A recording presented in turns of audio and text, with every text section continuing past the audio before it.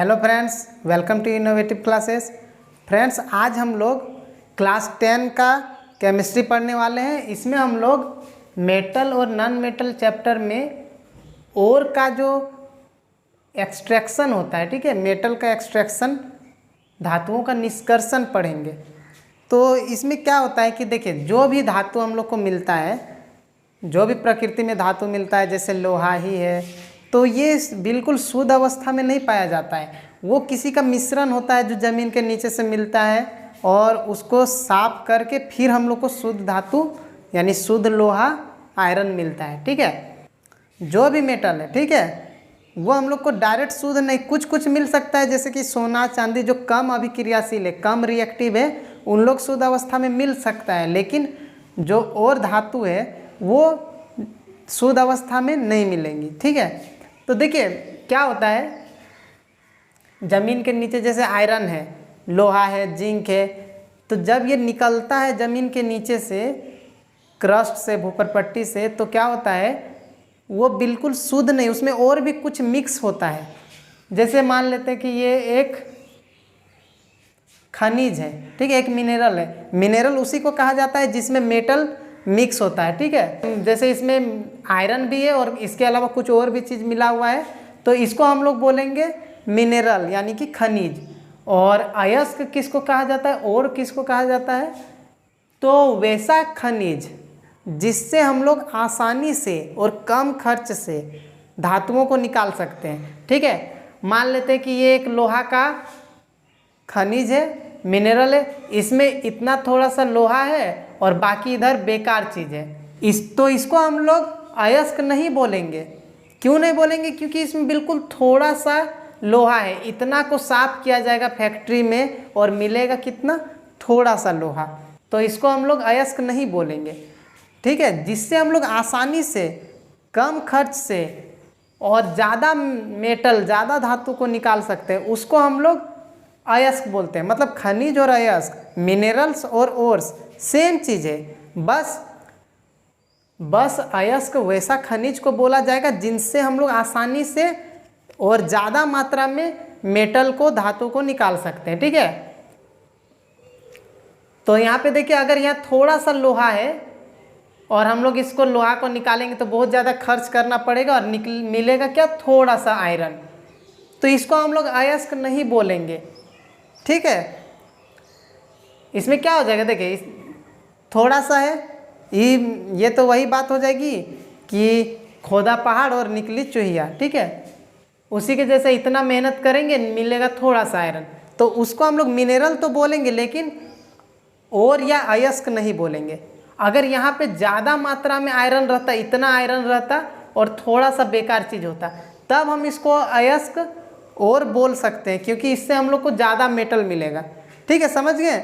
और मिनरल जो है सेम ही चीज़ है, लेकिन क्या है कि जितने और हैं, जितने अयस्क है, वो सारे मिनरल है, लेकिन जितने सारे मिनरल से, जितने सारे खनिज है, वो सबको हम लोग अयस्क नहीं बोल सकते। जितना भी धातु से मिला हुआ चीज़ मिलता है ज़मीन के नीचे, वो सारे के सारे खनिज है, लेकिन जिनसे हम लोग आसानी से मेटल निकाल सकते हैं, कम खर्च में ज़्यादा मेटल निकाल सकते हैं, उसको हम लोग अयस्क बोलते हैं। ठीक है, खनिज और अयस्क समझ गए। अब एक वर्ड आता है गैंग। ठीक है, गैंग किसको कहा जाता है, तो जब ये ज़मीन के नीचे से निकलते हैं ये अयस्क, तो उसके साथ बहुत सारा धूल, मिट्टी, कंकड़, ये सब इसमें लगा हुआ रहता है। उन अशुद्धियों को, उन इम्प्योरिटीज़ को क्या कहा जाता है, गैंग कहा जाता है। ठीक है, समझ गए। अब हम लोग देखते हैं कि जैसे ये एक आयरन का अयस्क है, आयरन का ओर है, इसमें आयरन है इतना। ठीक है, आयरन का ओर कैसे, Fe2O3, हेमेटाइट, मैग्नेटाइट, इस तरह से आयरन का अयस्क होते हैं। ठीक है, इनसे हम लोग को क्या करना है, शुद्ध आयरन निकालना है, जिसमें क्या करना होगा, इस ऑक्सीजन को हटाना पड़ेगा, तो हम लोग को आयरन मिल जाएगा। तो ये सब काम कहाँ पे होता है, शुद्ध आयरन, जैसे जिंक सल्फाइड होता है, तो यहाँ से सल्फाइड को हटाएंगे तो जिंक मिल जाएगा, हम लोग को मेटल मिल जाएगा। तो इस तरह से रिएक्शन करवा के या कोई भी मेथड से फैक्ट्री में धातुओं का निष्कर्षण किया जाता है, मेटल्स का एक्सट्रैक्शन किया जाता है। ठीक है, तो अब हम लोग देखते हैं कि कैसे फैक्ट्री में किनका कैसे होता है। तो यहाँ पे देखिए, यहाँ पे हम लिखे हुए हैं एक्टिविटी सीरीज, सक्रियता श्रेणी। यहाँ पे क्या है, सबसे ऊपर वाला जो है पोटासियम, ये क्या है, ये सबसे ज़्यादा रिएक्टिव है, ये सबसे ज़्यादा अभिक्रियाशील है। इससे थोड़ा सा कम सोडियम है, उससे कम, मतलब ये क्या है, डिक्रीजिंग ऑर्डर में, घटते क्रम में दिया हुआ है। यहाँ पे सबसे कम कौन है, सोना। सोना सबसे कम, जो गोल्ड है वो सबसे कम रिएक्टिव है। ठीक है, तो यहाँ पे देखिए जो अयस्क होंगे वो 3 तरह के धातु के अयस्क होंगे। एक होंगे हाई रिएक्टिविटी यानी उच्च अभिक्रियाशील धातुओं का अयस्क होगा। एक हो सकता है मध्यम अभिक्रियाशील धातु का, मेटल ऑफ मीडियम रिएक्टिविटी, और हो सकता है मेटल ऑफ लो रिएक्टिविटी, निम्न अभिक्रियाशील धातु का अयस्क हो सकता है। ठीक है, तो देखिए अगर यहाँ सोडियम से लेके एल्युमिनियम तक का कोई है, सोडियम से लेके एल्युमिनियम तक, तो ये उच्च अभिक्रियाशील मतलब हाई रिएक्टिविटी में ये सब आते हैं। और यहाँ जिंक से लेके कॉपर तक को मध्यम अभिक्रियाशील, ठीक है, मीडियम रिएक्टिविटी वाला एलिमेंट या मेटल बोलेंगे। ठीक है, तो अब देखिए ये जब अधिक अभिक्रियाशील वाला धातु होता है, मतलब इसका जब अयस्क होता है, जैसे कि सोडियम का होगा या कैल्शियम का होगा या मैग्नीशियम का, ये सब का अगर अयस्क होता है, मतलब इसमें कोई चीज़ और मिला हुआ है, जैसे कि कार्बोनेट हो गया, जैसे सोडियम क्लोराइड, इसमें क्लोरीन मिला हुआ है, कुछ भी हो सकता है, तो उसको हम लोग को साफ करना है और शुद्ध धातु, शुद्ध मेटल को निकालना है। तो जब अधिक अभिक्रियाशील वाला होता है, हाई रिएक्टिविटी वाला, तो इसको हम लोग क्या करते हैं, तो इसको देखिए, इसका इलेक्ट्रोलाइसिस किया जाता है, उसका मोल्टेन फॉर्म में, मतलब उसको गला के पिघला हुआ रूप में उससे करंट पास किया जाता है, जिससे क्या होता है, प्योर मेटल, शुद्ध धातु मिल जाता है। ठीक है, जब अधिक अभिक्रियाशील धातु का यानी मेटल का अगर और है, अयस्क है, अधिक अभिक्रियाशील मेटल का है, तो उसको हम लोग क्या करेंगे, उसका इलेक्ट्रोलाइसिस किया जाता है, विद्युत अपघटन, उसको पिघला के उसमें करंट डाल दिया जाता है, जिससे क्या होता है, प्योर मेटल मिल जाता है। मतलब अधिक अभिक्रियाशील वाला अगर है, उच्च अभिक्रियाशील वाला, हाई रिएक्टिविटी वाला मेटल का अगर और है यानी अयस्क है, तो उसको हम लोग इलेक्ट्रोलाइसिस करेंगे। अब देखते हैं मीडियम रिएक्टिविटी यानी मध्यम अभिक्रियाशील धातु अगर है, उसका अयस्क अगर है, तो उससे हम लोग कैसे शुद्ध धातु को, प्योर मेटल को कैसे निकालेंगे। तो देखिए ये जो मध्यम वाले होंगे ये 2 टाइप के आएंगे, एक कार्बोनेट वाले और एक सल्फाइड वाले। ठीक है, जैसे कि जिंक कार्बोनेट, जिंक सल्फाइड। ठीक है, तो जब कार्बोनेट वाला होता है, जैसे जिंक का कार्बोनेट वाला हो सकता है, जिंक का सल्फाइड, मतलब कुछ भी फॉर्म में हो सकता है। हम लोग को क्या किया जाता, हम लोग को क्या करना है, शुद्ध धातु को अलग करना है, उसके साथ जो मिक्स है उसको हटा देना है और सिर्फ शुद्ध मेटल को हम लोग को निकालना है, प्योर मेटल को। तो जो मीडियम रिएक्टिविटी वाले होते हैं यानी मध्यम अभिक्रियाशील वाले, वो 2 टाइप के होंगे, एक कार्बोनेट वाले होंगे या सल्फाइड वाले। कार्बोनेट का मतलब क्या है, जैसे जिंक कार्बोनेट या फिर जिंक सल्फाइड, इस तरह से। ये कार्बोनेट वाला है, जिंक का कार्बोनेट, तो यहाँ से क्या करना होगा, कार्बोनेट को हटाना होगा तो जिंक मिल जाएगा, और अगर सल्फाइड है तो सल्फर को हटाना होगा तो जिंक मिल जाएगा हम लोग को, प्योर मेटल।